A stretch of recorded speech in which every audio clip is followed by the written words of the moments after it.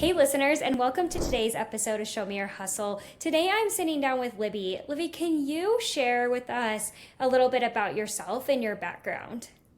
Yes, hi. Thank you so much for having me on, Ashley. I really appreciate it.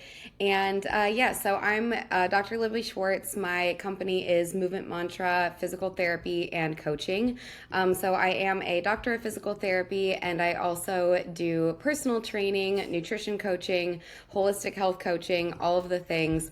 So I really try to bring a holistic picture into the health and fitness space and kind of mesh the two together. I love that. All right. How did you get here? How'd you get started? I decided probably while I was actually still in physical therapy school that the traditional route of physical therapy was not really going to be conducive to the lifestyle that I wanted. So I did a bout of travel physical therapy out in Washington State. And through that, I learned that I love travel and I loved the freedom of that, but I hated being in the insurance-based system. So coming back to Tennessee, Chattanooga, where I'm located, I kind of started formulating ideas about how I was going to be able to do the things that I loved in a way that I actually love to do them. And so I began working on Movement Mantra Physical Therapy as a cash-based system or self-pay system, self-pay model, and working on trying to integrate more of these like holistic principles of health into the physical therapy space instead of the just traditional kind of come in, do Yeah, exercises XYZ, and then you're discharged. So I really wanted to bring a more personalized approach to it. that's awesome. What has been your biggest pivot with this? And you had your plan and then you had your oh shoot moment. Yes. So the biggest pivot was kind of figuring out, even then when I started my own cash-based physical therapy clinic model, more like brick and mortar, I was located inside of a gym, but Okay. also realizing that I wanted to have even more freedom than that and freedom within that. So that's when I started doing more online, kind of virtual telehealth, physical Yeah. therapy things initially, and then also started to pivot even more into the coaching aspects of things. And now when I work with clients, a lot of times, honestly, my coaching spans from the physical therapy side of things and exercise focus, nutrition focus, but also a really big component of that is like mindset and Yeah. lifestyle coaching. So it really brings everything full picture, and transitioning to more of that online approach has been given me the ability to reach a lot more different people. So it's pretty cool. That makes a lot of sense. So from my understanding, you work with a lot of startup CEOs and founders. What is your biggest takeaway, or what are you noticing as a trend right now with current founders? Yes, so it's really interesting because I love working with these founders. They're so driven and they're so like on top of their game Yeah. within their creating their business and doing all of these things. And it's really fun for me to show them how important the physical side of things are and taking care of their bodies and showing how they can progress and get stronger and the mental resilience that they get from going through difficult workouts and doing difficult things in the gym and how that translates to their business. So for me, it's Yeah. really fun to be able to create that connection for them and show them just how important it is to be able to show up for yourself from the physical side of things and then carrying that through in their startups, in running their businesses, CEOs, that sort of thing as well. Right. That's really cool. And how did you find this niche? Yeah, kind of like a happy accident, honestly. Yeah. I had a friend who was a helping with a lot of the different venture kind of groups within a local startup venture firm in Chattanooga, Tennessee, Brickyard, and I got connected training him there. That was just his ability to have a gym while he was in town. Yeah. And so I was training him and his group there. And then the owners of Brickyard saw me training them, asked me kind of what I was doing, asked me what my whole deal was. And then eventually they asked me to train their group of Right. startups. So that just kind of started to evolve and Right. kind of catch wind around. And that's where I ended up going. And it worked out really well. I think I really enjoy this space. So. That's awesome.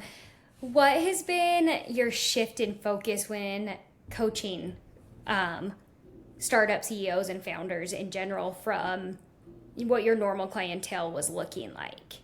Yeah, so from the difference there is a lot of times, everything, there's a through line with fitness just in general. Through line with physical therapy, all of these things weave together. But I think initially when I started, I was really more focused on the physical therapy side of things. Right. And physical therapy generally is more, people think of it as rehab. And Yeah. I think one of my biggest problems with the traditional physical therapy model in general is we have all of this knowledge. Why are we only using it after somebody gets hurt? So I really like to take more of a prehab or preventative approach Yeah. to fitness. And through my personal training of the, venture startups, of CEOs, but then also all of my clients, honestly, bringing that preventative knowledge into what they're doing to really make sure that they don't get injured in the future and show them Right. how important that is and the utility of that rather than just wearing their bodies down or their minds down continually, not taking care of themselves. And then, that something just kind of exploding and and Right. Right. everything falling apart and then they're like, Totally. oh my gosh, I really need help with something now, but it's like, no, we should have probably started way earlier. So Right. yeah. Right. Okay. I love that. What what has been, I guess, something that you did not foresee as you were starting your own business, and it's been really challenging, and that you've grown from? Yeah, I think something that I well, I guess let me just start here. In physical therapy school, we do not have any business classes. So Okay. I have zero background in business. So it has Yeah. been a continual learning journey for me, and I'm still learning constantly. Um, but I think for me, I also have this like personal identity of kind of a perfectionist in a lot of ways. And Yeah. I've had to let go of that because I thought that I had to get everything set up in my business and then launch it. And then then it would launch as this like perfect Right. PT clinic or this perfect coaching program. And what I failed to really understand initially when I was starting was the importance of connections and the Yeah. importance of just the power of word of mouth and like telling people about what I was doing. Yeah. So I think one of the most important lessons that I've learned here is learning to just connect with people and explain to them what I'm trying to do, talk to people about my theories on health and how I really approach health and fitness and wellness just in general. Yeah. And that carrying through into helping me not just promote my business, but also promote my brand and all of that sort of thing. And I really have had to change and pivot into Yeah. being that kind of talking about myself more and making that mindset shift from perfectionism and then telling people about it instead of just kind of failing forward a little bit more and taking on that mindset to really Right. just say what's happening and build it from there and let kind of word of mouth and all of that those connections help breed what comes. Right. What would be your main advice for someone getting started in the similar space that you are, and niching out their client list?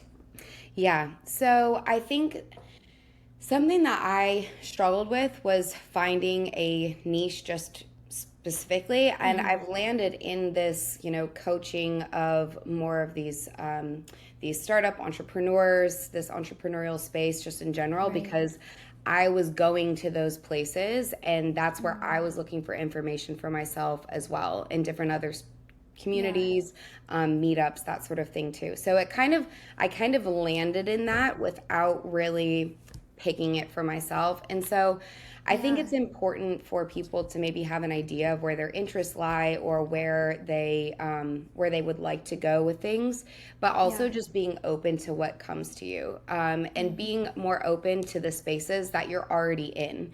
Because I think a lot of people think, oh, I think this would be such a great idea if I could get into this space, but Right. they don't Right. really look at just where do you show up every day. I go to yoga, and I have a lot of people and clients that are in this one yoga community that I teach, as well as the the Brickyard and Startup Place. So all of these places that I was already A showing part up of, right. became my communities. Yeah, I think we underestimate the use of community in general and our Hmm. own personal branded networks. Um, Definitely. so I love that you touched on that.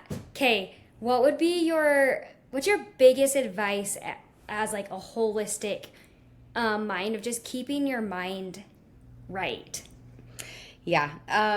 Something that probably one of the biggest things that I talk about a lot is to give ourselves grace, think about capacity. So I talk about capacity a lot of times with all of my different clients, but each of us has all of these buckets. We have our Yeah, work bucket, we have our personal bucket, we have our exercise bucket, we have, taking care of others bucket. We have all of these buckets of right. things that we have to fill with our time, with our energy, with our mental space.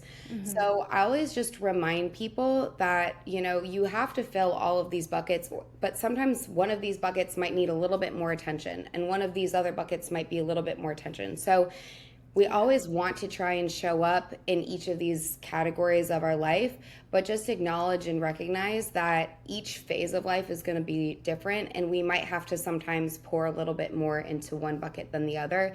And I think that mindset kind of gives people permission to say, hey, I don't have to go do a whole hour long workout. If I go on a 15-minute walk today, at least I got a little bit of movement in. I did something Right. for my body and for my mind. And that's good for today because there's maybe something else that's going on in the personal life or in work. Right. So being Right. able to give yourself grace with that, and it helps, you know, not think about it being a failure that you missed this one workout or you might have messed up, quote unquote, on this one Yeah. thing. Just really Yeah. trying to give yourself the space to say, hey, at least this 1% better is better than 0%. Yeah.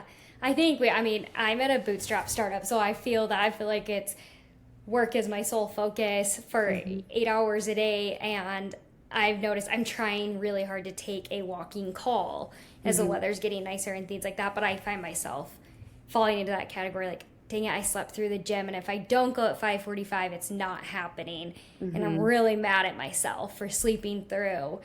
Um, Yeah. So and just so like I learning love to give that. yourself Yeah. like just a little bit of grace. It's like even one of my clients the other day, I was like, even if you're outside and you have to take care of the garden or whatever, 10 body weight squats in the garden is better Yeah. than zero squats at all for the day or Right. whatever it is. So just those tiny bite-sized chunks, and sometimes it's actually research has been talking about these called exercise snacks, just like Yeah. giving yourself these exercise snacks or these little things throughout the day that really help to add up over time. Because if we just take this all or nothing mindset, then that's where it becomes kind of dangerous spiral downwards. So we just need to give ourselves even these tiny little wins, and those tiny little wins Yeah. will help really spiral you up. I had to write that down because I'm like, that was so good. I love it. I love it. I'm like, well, thank you so much. You're This so was so welcome. fun and a Yes. really nice, like, fresh perspective Yeah. on the different aspects of everything that touches our lives. So, Well, I really appreciate you having me on and giving me a chance to kind of spread the word. And always just, for me, movement is my mantra. And so, mantra is just something you repeat every day. And in however that yeah. shows up, whether it's in growth and mindset and physical movement, just keep moving forward because for me, the only constant is change. And so, we Yeah. just have to continue to keep moving forward. I love that. Thank you. You're so welcome.